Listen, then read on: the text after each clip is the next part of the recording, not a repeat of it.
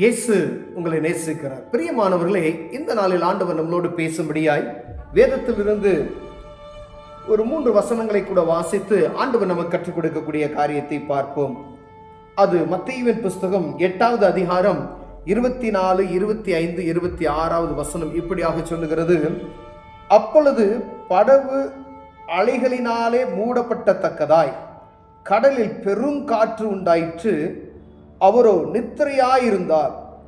அப்பொழுது அவருடைய சீசர்கள் வந்து அவரை எழுப்பி, ஆண்டவரே, எங்களை ரட்சியும், மடிந்து போகிறோம் என்றார்கள். அதற்கு அவர், அற்ப விசுவாசிகளே, ஏன் பயப்படுகிறீர்கள் என்று சொல்லி எழுந்து காற்றையும் கடலையும் அதட்டினார். உடனே மிகுந்த அமைதல் உண்டாயிற்று. பிரியமானவர்களே, சீசர்கள் இயேசு கிறிஸ்துவோடு அக்கறைக்கு போகும்படியாய் கடலில் ஒரு இடத்துக்கு பிரயாணம் செய்கிறதை எழுதப்பட்டிருக்கிறது. அப்பொழுது கடல் கொந்தளித்து பெருங்காற்று உண்டாயிற்று.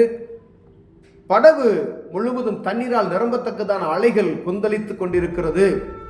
சீசர்கள் கதறுகிறார்கள், பயந்து நடுங்கி, ஆண்டவரே ரட்சியும் ரட்சியும் என்று கத்துகிறதை எழுதப்பட்டிருக்கிறது. பிரியமானவர்களே, அதற்கு பின்பதாய் இயேசு கிறிஸ்து எழுந்து காற்றையும் கடலையும் பார்த்து அதட்டினார்.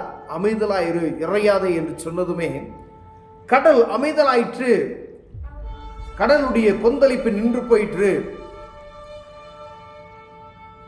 அப்ப ஆண்டவர் சொல்றார், அற்ப விசுவாசிகளை ஏன் பயப்படுகிறீர்கள்? இயேசு கூட இருக்கும் பொழுது, இயேசு கூட இருக்கிறார். அப்ப அவரை அறியாதபடி அவர்கள் இருந்தபடியினாலே அவரை முழுமையா அவங்க அறிந்து கொள்ளல. அப்ப பாக்குறாங்க, மிரண்டு போறாங்க, காற்றும் கடலும் இவருக்கு கீழ்ப்படுகிறதே என்று சொல்லி சீசர்கள் மிரண்டு போகிறார். பாருங்க, அவங்க மீனவர்கள், கடலுடைய அலைகள், கடலுடைய கொந்தளிப்பு எப்படி இருக்கு எல்லாம் அறிந்தவர்கள். அவர்கள் நல்ல மீன் பிடிக்கக்கூடிய திறமையுள்ளவர்கள். அவர்கள் தான் கடலையும் கொந்தளிப்பை பார்த்து பயந்து மூழ்கி போவோம் என்கின்ற சூழ்நிலை வந்தவுடனே அவர்கள் கதறி ஆண்டவரை எழுப்புகிறார்கள். ஆண்டவர் இயேசு கிறிஸ்து அந்த படகுல தூங்கி கொண்டு இருக்கிறதே எழுதப்பட்டு இருக்கிறது. அவரோடு தான் கடந்து செல்றாங்க. அவர்கள் மீனவர்கள் தான். அவர்களுக்குள் பயமும் நடுக்கமும் திகிலும் அமிழ்ந்து போகிறோம் என்ற ஒரு சூழ்நிலைக்கு நேராய் வரப்பொழுது ஆண்டவரை கதறி எழுப்புறாங்க. ஆண்டவர் சொல்றார், பயப்படாதீங்க அப்படின்னு சொல்லி. உடனே காற்று அமைதலாயிற்று. கடல் கொந்தளிப்பு நின்று போயிற்று, அலைகள் இல்லாதபடி. வேதம் சொல்லுகிறது, சமுத்திரத்துக்கு எல்லையை நிர்ணயித்தவர் அவர். இம்மட்டும் வா, இதற்கு மேலே வராதே என்று சொல்லி ஒரு எல்லையை குறித்து வைத்திருக்கிறார். அதுக்கு மேல தண்ணி வந்துச்சுன்னா, ஒரு சுனாமி வந்துச்சு, அழித்து விட்டது. பிரியமானவர்களே, அப்ப ஆண்டவர் ஒரு எல்லையை குறித்துற, சமுத்திரம் இதுதான், இவ்வளவுதான் நீ இருக்கணும், இதுக்கு மேல நீ இறையக்கூடாது, வரக்கூடாது அப்படின்னு சொல்லி வைத்திருக்கிறார். திடீர்னு பூமி அதிர்ச்சி வருகிறது. அப்ப ஒரு சுனாமி போல ஒரு காரியங்கள் வருது, ஜனங்கள் அழிந்து போகிறார்கள். ஆனா ஆண்டவர் நோவாவினுடைய காலத்தில் அழிக்கப்பட்ட அந்த ஒரு பெரிய வெள்ளம், கடல் எல்லாம் முழுமையாய் மூடினதை நாம் அறிந்திருக்கிறோம். அதற்கு பின்பதாய் நான் நீரினால் உன்னை முழுமையாக அழிக்க மாட்டேன் என்று வாக்குரைத்திருக்கிறார். அதற்கு அடையாளம் தான் வானவில் வருகிறதை நாம் அறிந்திருக்கிறோம். நாம் எத்தனை பேர், மீனவர்கள் எவ்வளவோ பேர் இருக்கும், இயேசுவை அறிந்து கொண்டு இன்னும் பயத்தோடு நடுக்கத்தோடு வாழ்ந்து கொண்டு இருக்கிறதை நாம் அறிந்திருக்கிறோம். பிரியமானவர்களே, உங்க படகுல இயேசு இருக்கிறாரா? நீங்கள் இன்னைக்கு மீன் பிடிக்க நீங்க கடந்து செல்லும் பொழுது அந்த படகுல ஆண்டவர் இருக்கிறாரா? எத்தனை பேர் உள்ள போகும்போது பிரேயர் பண்ணிட்டு கடலுக்குள்ள நீங்க கடந்து செல்றீங்க?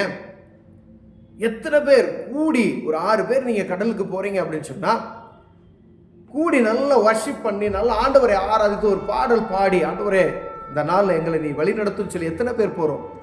ஆனா அநேக நேரங்கள்ல நம்ம இருதயங்கள் சோர்ந்து போய், வியாபாரம் இல்லை, பாடி இல்லை, வெறும் மலையாய் வருகிறது, ஒரு மச்சம் கூட இல்லை. பல நேரங்கள்ல சோர்ந்து போன இருதயத்தோடு மீனவர்கள் காணப்படுகிறதை நாம் பார்க்க முடிகிறது. தெரிந்த அநேகம் பேர் இருக்கிறாங்க, நீங்க ஒன்றும் பாடல அப்படின்னு சொல்லுவாங்க. ஒன்றும் இல்லை, அப்படிதான் அவங்க மன வேதனைப்படுகிறதை பார்க்க முடியும். ஆனா இயேசு கிறிஸ்துவை அறிந்து கொண்டவருடைய படகு நிரம்பி வருகிறதை அவர்களால் உணர முடிகிறது. ஆனா இயேசு கிறிஸ்துவை படவில் ஏற்றி செல்வதற்கு அவர்களுக்கு மனமற்று போன சூழ்நிலை இருக்கிறது. எத்தனை பேர் ஆண்டவருக்கு இடம் கொடுத்திருக்கிறீங்க? உங்க படகுல இயேசுவுக்கு இடம் இருக்கிறதா? கடலின் மேல் நடந்தவர் இயேசு தெரியும், காற்றையும் கடலையும் அதட்டினார் இயேசு. எத்தனை முறை உங்க படகுல அவரை கூப்பிட்டு இருக்கீங்க? ஒரு ஆபத்து வரும்பொழுது கூப்பிட்டு இருக்கீங்களா? இன்னைக்கு பாடே இல்லை, ஒரு வலை வைக்கிறீங்க, ஒரு பாடு வச்சதும் வெறுமையாய் வருதுன்னா நமக்கு என்ன, ஒன்றும் இல்லை, டீசல் தொக்கமாயிரும் அப்படின்ற எண்ணம் தான் வருகிறது இல்லையோ, வானத்தையும் பூமியும் படைத்தவரை நோக்கி பார்க்கணுன்ற இறுதி என்ன சில இல்லை. ஏன்னா இயேசுவால் அற்புதம் செய்ய முடியும் என்ற அதனுடைய காரியம் நமக்கு அறியப்படவில்லை. பேதுரு ஒரு 150 அடி கடலுக்கும் கரைக்கும் இருக்கிற தூரத்தில் இருக்கிறாங்க. பேசுகிற சத்தம் கேட்கிற இடத்துல இயேசு சொல்லுகிறார், பிள்ளைகளே புசிக்கிறதுக்கு ஏதாவது இருக்கா அப்படின்னு சொல்லி. ஒன்றும் இல்லைன்னு சொல்லி, நல்ல மீன் பிடிக்க திறமை உள்ளவர்கள், எப்போ மீன் வரும், எப்போ எங்க மீன் இருக்கும் எல்லாவற்றையும் அவர்கள் அறிந்தவர்கள், கற்றுத்தேறினவர்கள் மீனவர்கள். பேதுரு அவங்க சொல்ற வார்த்தையை பாருங்க, ஒரு மச்சம் கூட இல்லை ஆண்டவரே, முழுவதும் பிரயாசப்பட்டு ஒரு மச்சம் கூட இல்லை, ஒரு மீன் கூட அகப்படலை, வெறும் வலையோடு வந்திருக்கிறார்கள். இயேசு வலது பக்கமாய் வலையை போடுங்கள் என்று சொன்னார்.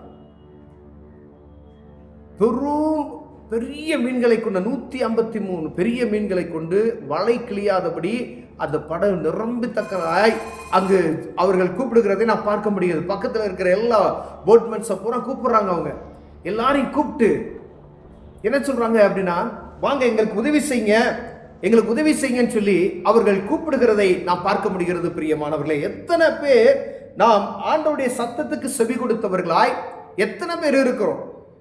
இயேசு கடலின் மேல் நடந்தார் என்கிற அந்த வேத வசனத்தை நீங்கள் வாசித்திருக்கிறீர்களா? காற்றையும் கடலையும் அதட்டினார் என்ற அந்த வேத வசனத்தை நீங்கள் வாசித்திருக்கிறீங்களா? இல்லை யாராவது உங்களுக்கு சொல்லி இருக்கிறாங்களா? இப்ப இயேசு இருக்கிற படகு அது ஆசீர்வதிக்கப்பட்ட படகாய் இருக்கும். ஒருவேளை மீனவர்களுக்கு தான் இந்த வார்த்தை என்பதை சொல்ல முடியாது. வாழ்க்கை என்னும் படகுல இயேசு இருந்தா கொந்தளிப்பு வராது.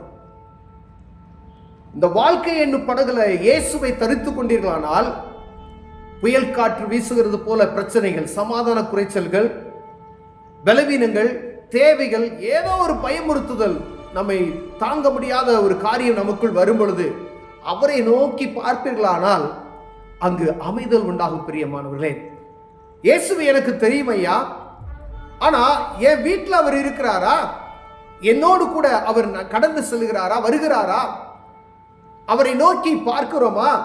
ஒரு ஆபத்து வந்துச்சு, படகு அவர்களுக்கு மூழ்க போற சூழ்நிலை, அவர்கள் எழுப்புகிறாங்க, இயேசு ஆண்டவரே எழுந்துரும், எங்களால் மடிந்து போகிறது உமக்கு கவலை இல்லையா அப்படின்னு சொல்லி.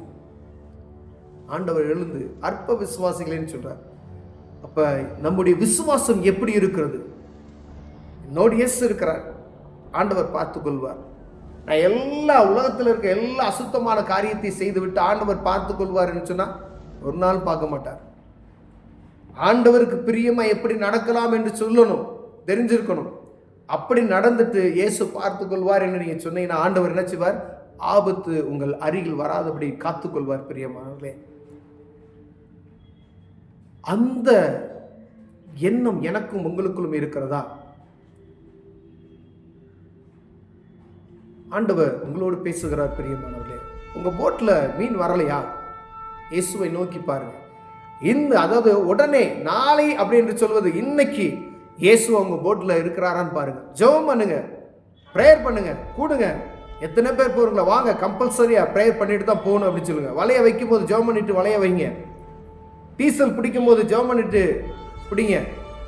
ஒவ்வொரு காரியத்தையும் கடலுக்குள்ள நீங்க ஒவ்வொரு பாடு வைக்கும் போது ஜெபம் பண்ணிட்டு வைங்க. அற்புதங்களை பார்ப்பீர்கள். உங்க படகுல இயேசு இருக்கிறாரா இல்லையா என்பதை நீங்கள் முடிவு செய்து கொள்ளுங்க. ஆசீர்வாதம் வேணுமா வேணாமா என்பதை நீங்கள் முடிவு செய்து கொள்ளுங்க. அதே போல உங்க குடும்பத்தில் ஆண்டவர் இருந்தா அற்புதம் நடக்கும். இயேசு இருக்கிறாரா இல்லையா நீங்க முடிவு பண்ணிக்கொள்ளுங்க. அவர் இருக்கிற இடம் அற்புதமான இடமா இருக்கும். பிரியமானவர்களே, கண்களை மூடுவோம், ஜெபிப்போம். அன்பின் தகப்பனே, ஆண்டவரே, இயேசு அவரை அறிந்திருக்கிறோம். ஆனா எங்க படகுல அவரை நோக்கி பார்க்கிறது இல்லை ஆண்டவரே. எங்க குடும்பத்துல இயேசுவை அறிந்திருக்கிறோம். ஒரு ஆபத்து வந்ததும் அவரை நோக்கி பார்க்கிறது இல்லை. உலக மனுஷன் நாங்க பார்க்கிறோம், புலம்புகிறோம். இனி அவரை நோக்கி பார்க்கிற இருதயத்தை எங்களுக்கு தாங்க. இயேசுவின் நாமத்தில் பிதாவே, ஆமென்.